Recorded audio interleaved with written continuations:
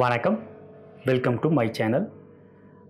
பாரத் கர்மா healing centre சார்பாக ஜோதிடர் நல்ல பிரம்மா பேசுகின்றேன். தற்பொழுது நாம் தை மாதங்களிலே பங்குனி மாதத்திற்குரிய லக்ன ரீதியான பலன்களை காணவிருக்கின்றோம். பொதுவாக நவக்கோள்கள் ஆண்டுக்கோள்களாகவும் மாதக்கோள்களாகவும் நாள்கோள்களாகவும் வரும். நாள்கோள்கள் என்றால் சந்திரன், மாதக்கோள்கள் என்றால் சூரியன், சுக்கிரன், புதன், செவ்வாய். ஆண்டுக்கோள்கள் என்றால் சனி, ராகு, கேது, குரு. இவற்றின் அடிப்படையிலே ஆண்டு பலன்கள், மாத பலன்கள், வார பலன்கள், தினப்பலன்களை கண்டு அவற்றின் அடிப்படையிலே செயல்படுகின்றோம். இந்த பலன்கள் எல்லாம் சந்திரனை அடிப்படையாக கொண்டது. ஆனால் ஒருவருடைய ஜனன ஜாதகத்திலே 12 கட்டங்களிலே 9 கோள்கள் உள்ளடக்கி இருக்கும். அங்கு லக்னம் என்பதும் வரும். அந்த லக்னம் என்பது தான் ஒருவருடைய ஜாதகத்தின் மையப்புள்ளி, அச்சாணி. எப்படி ஒரு வண்டிக்கு சக்கரத்திற்கு அச்சாணி முக்கியமோ அதை போன்று தான் ஒருவருடைய ஜனன ஜாதகத்திலே லக்னம், அந்த லக்னத்திற்கு அதிபதி, அந்த லக்னத்திற்கு அடிப்படையிலே யார் யாரெல்லாம் யோகாதிபதிகள் என்பதையெல்லாம் தெரிய வரும். அவ்வாறு இருக்கின்ற அமைப்பிலேத்தான் தசாபுத்தி அந்தரங்களுடைய யோக பலன்கள் அல்லது அவயோக பலன்கள் அறியப்படும்.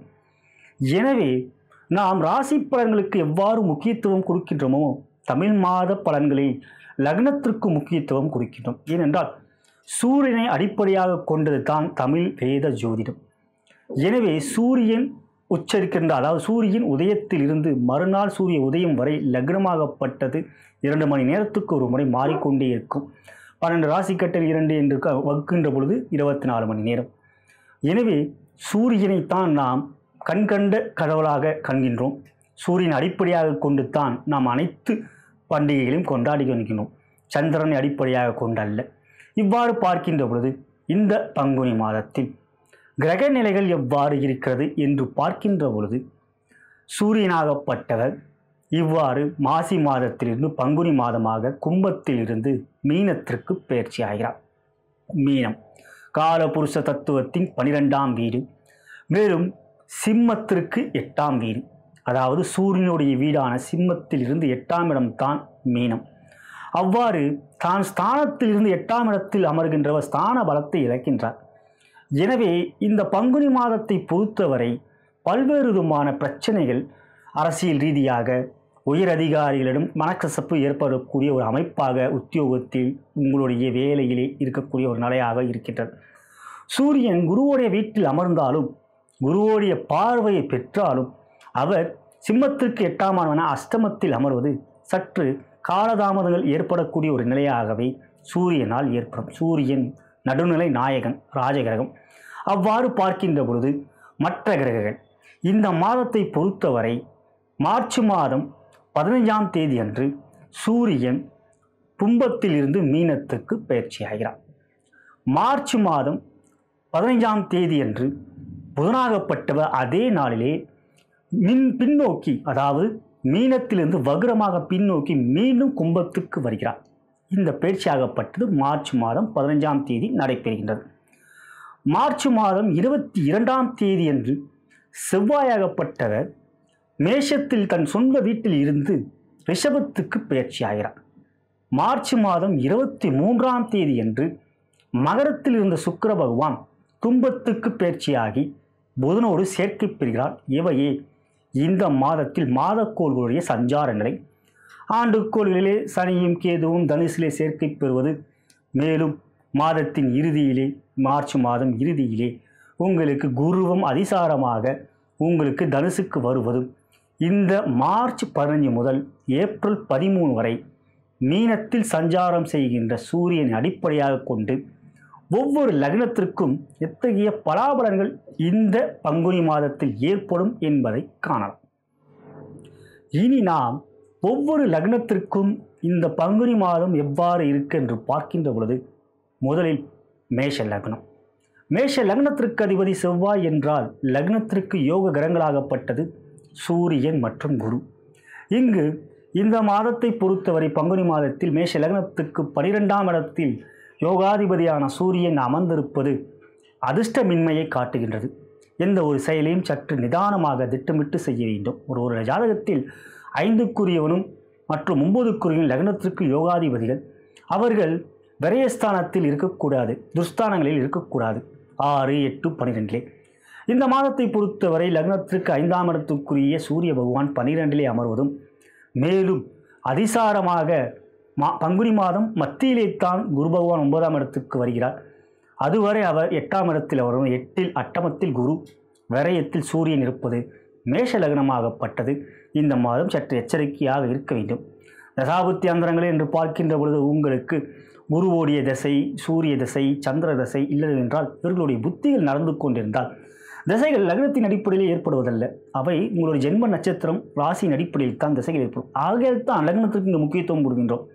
சந்திரன் என்பது ஒரு கிரகம், அவர் அடிப்படையில் தான் திசைகள் அமைகின்றது. ஆனால் லக்னத்திற்கு அவர்கள் எவ்வாறு வருகிறார்கள், அந்த தசாபுத்தி அந்தர நாதர்கள் அவர்கள் எவ்வாறு வருகிறார்கள் என்பது அடிப்படையில் பார்க்கின்ற பொழுது மேஷ லக்னத்தில் பிறந்த உங்களுக்கு இந்த மாதம் சற்று எச்சரிக்கையாக இருக்க வேண்டிய மாதம். உயர் அதிகாரிகளும் சற்று இணக்கமாக இருங்கள், தேவையற்ற வாக்குவாதங்கள் செய்யாதீர்கள். ஏனென்றால் லக்னாதிபதியான செவ்வாய் 2ஆம் இடத்தில் இருக்கின்றார். இவையெல்லாம் பார்க்கின்ற பொழுது உங்களுக்கு சிறப்பான ஒரு மாதமாக இந்த பங்குனி மாதமிலே சற்று எச்சரிக்கையாக இருக்கணும். ஜனன ஜாதகத்தை ஒரு முறை ஆராய்ந்து கொள்வது நல்லது. தசாபுத்தியந்திரங்கள் எவை என்பது தெரிந்து கொள்வது நல்லது. அதற்கு அடுத்தபடியாக ரிஷப லக்னம். ரிஷப லக்னத்திற்கு அதிபதியான லக்னாதிபதியான சுக்கிர பகவான் மாதம் முழுவதும் மிக அற்புதமாக சஞ்சாரம் செய்வது 10லும் உங்களுக்கு அற்புதமாக பலன்களை கொடுக்கக்கூடிய அமைப்பிலே மிக மிக யோகங்களாக புதனோடும் சேர்க்கை பெறுகின்ற சுக்கிரனால் ரிஷப லக்னத்தில் பிறந்த உங்களுக்கு மிகப்பெரிய வெற்றிகள் இந்த பங்குனி மாதத்தில் பெறப்போகின்றீர்கள். ஆனால் செவ்வாயாகப்பட்டவர் லக்னத்தில் இருப்பதனால் எளிதில் கோபப்பட்டு உணர்ச்சி வசப்படக்கூடிய ஒரு நிலை வந்துவிடும். குருவுடைய பார்வை பெறுவதனால் செவ்வாயால் ஏற்படக்கூடிய கெடுபலங்கள் மிகுதியாக இருக்காது. என்றாலும் கோபத்தை கட்டுப்படுத்தினீங்க என்றால் இந்த பங்குனி மாதம் உங்களுக்கு பலதரப்பட்ட முறையில் வெற்றிகளும் மேலும் மிகப்பெரிய தன லாபத்தையும் பெறக்கூடிய அமைப்பாக இருக்கின்றது. இனி மிதுன லக்னம். மிதுன லக்னம் என்று பார்க்கின்ற பொழுது உங்களுடைய லக்னாதிபதியும் யோகாதிபதியுமான சுக்கிரன் புதன் சேர்க்கையாகப்பட்டது மிக அற்புதமாக இந்த பங்குனி மாதத்தில் அமைவதனால் உங்களுக்கு பலதரப்பட்ட வகையிலே பாக்கியமும் தனலாபமும் யோகமும் கிடைக்கப்பெறும். 12ஆம் இடத்திலே செவ்வாய் இருப்பதனால் லக்னாதிபதியான புதனுக்கு பகை கிரகமான செவ்வாய் 12 அமர்வது சற்று தூக்கமின்மையை கொடுக்கும். எந்த செய்தாலும் எவ்வளவு உழைத்தாலும் தூக்கம் சரியாக வராமல் அந்த நேரத்தில் ஏதோது மனத்திலே ஏதாவது ஒரு யோசனை இருந்து கொண்டே இருக்கக்கூடிய ஒரு அயன சயன சுகத்தை பங்கப்படுத்துகின்ற அமைப்பை செவ்வாய் ஏற்படுத்துவார். என்றாலும் குரு பரிபூர்ணமாக 12ஆம் இடத்தை பார்ப்பதனால் பெரிய அளவிலே கெடுபலங்கள் இருக்காது. உங்களுடைய லக்னாதிபதியும் மேலும் பஞ்சமாதிபதியுமான சுக்கிரன் புதன், அதாவது புதன் உங்களுடைய லக்னாதிபதி, சுக்கிரன் பஞ்சமாதிபதி, இந்த சேர்க்கையாகப்பட்டது அற்புதமாக பங்குனி மாதத்தில் உங்களுக்கு பல்வேறு விதமான ஏற்றத்தையும் வெற்றியும் கிடைக்கக்கூடிய ஒரு அமைப்பாகவே இருக்கிறது. கடகலக்னம் என்று பார்க்கின்ற பொழுது உங்களுடைய லக்னத்திற்கு 11ஆம் இடத்துக்குரியவனும் 3ஆம் இடத்துக்குரியவனும் சேர்க்கை பெற்று 8ஆம் இடத்தில் அமர்வது மிக சிறந்த யோக பலன்களையும் தனலாபத்தையும் கொடுக்கும். 3ஆம் இடத்துக்குரியவர் புதன், 11ஆம் இடத்துக்குரியவர் சுக்கிரன். மேலும் உங்களுடைய லக்னத்திற்கு யோகாதிபதியான செவ்வாய் 11ஆம் இடத்தில் அற்புதமாக குருவும் செவ்வாயும் பார்த்து கொள்வது பங்குனி மாதத்தில் உங்களுக்கு ஒரு மிகப்பெரிய வெற்றிகள் கிடைக்கக்கூடிய ஒரு மாதமாக அமையவிருக்கின்றது. 9ஆம் இடத்தில் சூரியன் இருப்பதும் நல்ல ஒரு விதமாகவே எடுத்துக்கொள்ளலாம், குருவுடைய பார்வை பெறுவதனால். இவ்வாறு பார்க்கின்ற பொழுது இந்த மாதத்தை பொறுத்தவரை கடக லக்னத்தில் பிறந்த உங்களுக்கு அற்புதமான ராஜயோகத்தை கொடுக்கக்கூடிய மாதமே பங்குனி மாதம். இனி சிம்ம லக்னம். லக்னாதிபதியான சூரியன் 8ஆம் இடத்தில் அமர்வதும் குருவுடைய பார்வை பெறுவதனால் பெரிய அளவில் கெடுபலங்கள் இல்லாத நிலை இருந்தாலும் 8இல் அமர்ந்து 2ஆம் இடத்தை பார்ப்பதனால் வார்த்தைகளில் கவனம் வேலை, குடும்பத்தில் சிறு சிறு பிரச்சனைகள் சஞ்சரவுகள் வரலாம். தனவரவாகப்பட்டது தாராளமாக இருக்கும். ஏனென்றால் 7ஆம் இடத்தில் சுக்கிரன் புதன் லக்னத்திற்கு இருக்கிறார்கள். எனவே அவை உங்களுக்கு ஒரு வகையில் சால சிறப்பாக இருந்தாலும் உங்களுடைய லக்னத்திற்கு யோகாதிபதியான குருவும் செவ்வாயும் ஒருவரை ஒருவர் பார்த்து கொள்வது மிக சிறந்த யோக பலன்கள் கொடுக்கப்படும். அவையெல்லாம் உங்களுக்கு சிறப்பான யோகங்கள் பங்குனி மாதம் முற்பகுதியிலே பெறவிருக்கின்றீர்கள். அதன் பிறகும் குருவாகப்பட்டவர் தன்னுடைய சொந்த வீட்டுக்கு அதிசாரமாக வந்து விடுவதும் உங்களுக்கு யோக பலன்களை தொடர்ந்து செய்யக்கூடிய யோக அமைப்பை குரு பகவான் பெற்றுக்கொள்கிறார். எனவே லக்னத்துக்கு யோக கிரகமான குருவும் செவ்வாயும் ஒருவரை ஒருவர் பார்த்து கொள்வது நன்மை மற்றும் பலவிதமான வெற்றிகள் கிடைக்கக்கூடிய மாதமே இந்த பங்குனி மாதம். கன்னி லக்னம் என்று பார்க்கின்ற பொழுது உங்களுடைய லக்னாதிபதியான புதன் பகவானும் யோகாதிபதியான சுக்கிரனும் 6ஆம் இடத்தில் சேர்க்கை பெற்று இருப்பது ஒரு வகையில் நன்மை. பொதுவாக கன்னி லக்னத்தில் பிறந்தவர்களுக்கு சுக்கிரனும் புதனும் எங்கு சேர்ந்தாலும் வெற்றிதான். இங்கு உங்களுக்கு 6ஆம் இடத்தில் அமர்ந்தாலும் அந்த 6ஆம் இடத்துக்குரியவர் தான் உங்களுக்கு 5ஆம் இடத்துக்குரிய சனீஸ்வர பகவான். 5 மற்றும் 6க்குரிய அவர் 3ஆம் பார்வையாக லக்னாதிபதியும் யோகாதிபதி பாக்கியாதிபதியான சுக்கிரனையும் பார்வை செய்வது. பஞ்சமாதிபதியின் பார்வை பெறுகின்ற சுக்கிரனும் புதனும் கன்னி லக்னத்தில் பிறந்தவர்களுக்கு பல்வேறு விதமான மேன்மைகள் வெற்றிகள். ஆனால் உடல் நலத்தில் சற்று எச்சரிக்கையாக இருக்க வேண்டும். என்ன சிதறல்கள் இருக்கலாம், தேவையற்ற விரயங்கள் ஏற்படலாம். இவையெல்லாம் ஒருபுறம் இருந்தாலும் நல்ல ஒரு யோகமான மாதமாகவே இந்த பங்குனி மாதம் அமைகின்றது.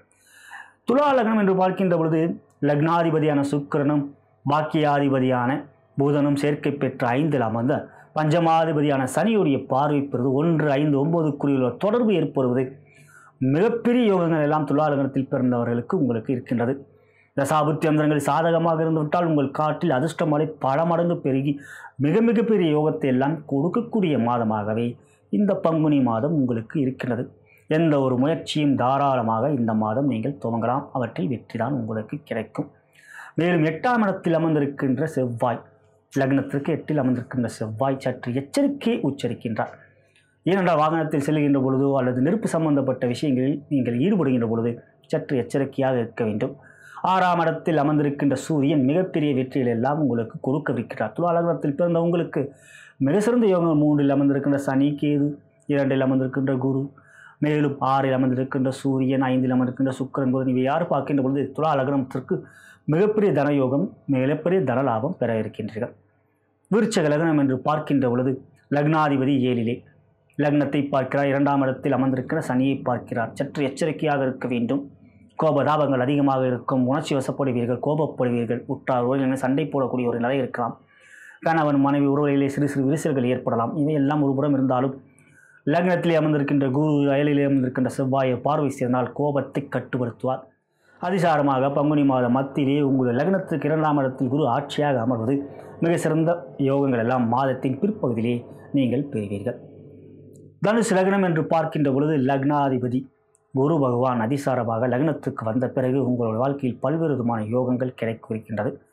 மேலும் 6ஆம் இடத்தில் அமர்ந்திருக்கின்ற செவ்வாய் உங்களுடைய லக்னத்திற்கு யோகாதிபதி என்ற அடிப்படையிலே மிகப்பெரிய நன்மைகள், யோகங்கள், வெற்றிகள் எல்லாம் கிடைக்கக்கூடிய அமைப்பாக இந்த பங்குனி மாதம் உங்களுக்கு ஏற்படும். எந்த ஒரு செயலையும் துணிச்சலோடு செயல்படுவீர்கள், செயல்படுத்தி அவற்றில் வெற்றி காண்பீர்கள். இவையெல்லாம் உங்களுக்கு அற்புதமான ஒரு யோகத்தை கொடுக்கக்கூடிய மாதமாகவே இந்த பங்குனி மாதம் இருக்கின்றது.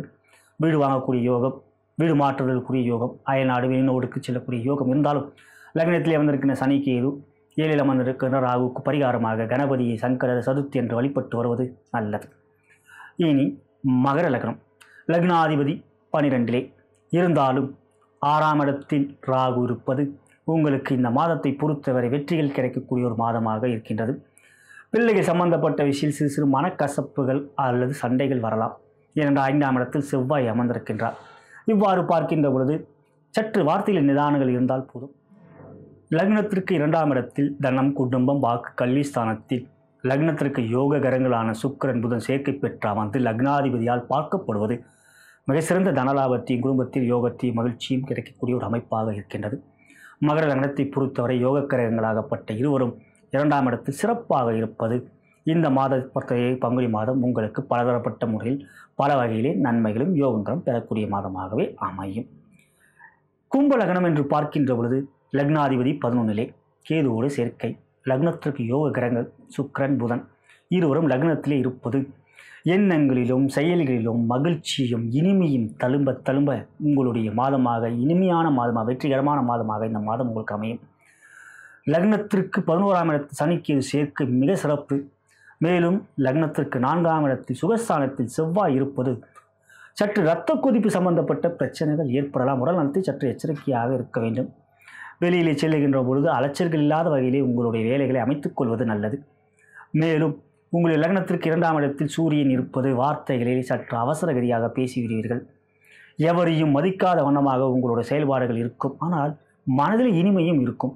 இந்த மாதத்தை பொறுத்தவரை லக்னத்திலே அமர்ந்திருக்கின்ற சுக்கிரன், புதனும் 11ஆம் இடத்தில் அமர்ந்திருக்கின்ற சனியும் கேதுவும் மாதத்தின் பிற்பகுதியிலே, பங்குனி மாதம் பிற்பகுதியிலே குருவாகப்பட்ட 9ஆம் இடத்தில் வருவது மிக சிறந்த நன்மைகளும் யோகங்களும் தரக்கூடிய மாதமாகவே இந்த மாதம் அமையும். மீன லக்னம் என்று பார்க்கின்ற பொழுது லக்னத்திற்கு யோக கிரகமான செவ்வாய் பகவான் 3ஆம் இடத்தில் அற்புதமாக குருவுடைய பார்வை பெற்று அமர்வதும், ராசியிலே 6க்குரியவன் சூரியன் அமர்வது உடல் நலத்தில் உஷ்ண சம்பந்தப்பட்ட பிரச்சனை, வயிறு சம்பந்தப்பட்ட பிரச்சனை, கண்களிலே சிறு சிறு பாதிப்புகள் இவையெல்லாம் ஏற்படக்கூடிய ஒரு நிலையாக இருக்கிறது. என்றாலும் லக்னாதிபதி 9ஆம் இடத்தில் அமர்வது, அதத்தின் பிற்பகுதியிலே அவர் அதிசாரமாக 10க்கு வந்தால் தன் சொந்த வீட்டுக்கு வருவதும், உங்களுக்கு கேதுவோடு சேர்க்கை பெறுவது, குருக்கேது சேர்க்கை கோடீஸ்வர யோகத்தை கொடுக்கக்கூடிய சேர்க்கையாக அமைவது குறிப்பாக மீன லக்னத்திற்கு மிகப்பெரிய நன்மைகள் செய்யக்கூடிய அமைப்பாக இருக்கிறது. இந்த மாதத்தை பொறுத்தவரை 3இல் அமர்ந்திருக்கின்ற செவ்வாய், 12இல் அமர்ந்திருக்கின்ற சுக்கிரன், இவையெல்லாம் உங்களுக்கு யோகத்தை கொடுக்கக்கூடிய லக்னமாக மீன லக்னம் வந்திருக்கிறது. மிக சிறப்பான மாதமாகவே உங்களுக்கு இந்த மாதம் அமையும். இதுவரை நாம் பங்குனி மாதத்துக்குரிய அனைத்து லக்னத்திற்கும் எவ்வாறு பலாபலங்கள் இருக்கும் என்று கூறி வந்தேன். இவை ஒருபுறம் இருந்தாலும் உங்களுடைய தசாபுத்தி அந்தரங்கள் லக்னத்திற்கு யோக கிரகங்கள் நான் என்று கூறினாலோ அவர்களுடைய தசாபுத்தி அந்தரங்கள் நடைபெற்று கொண்டிருந்தால் இந்த பங்குனி மாதம் புகழ் பெறக்கூடிய மாதமாக அனைத்து லக்னத்திற்கும் இருக்கும் என்று கூறி, நான் வணங்கும் குருமார்களும் சித்தர்மார்களும் நான் வணங்கும் பார்வதி தேவியும் சிவபெருமானும் அனைத்து லக்ன அன்பர்களுக்கும் மிகப்பெரிய வெற்றியும் மேன்மையும் சந்தோஷத்தையும் யோகத்தையும் இந்த பங்குனி மாதத்தில் கொடுப்பார்கள் என்று கூறி விடைபெறுகிறேன். நன்றி, வணக்கம்.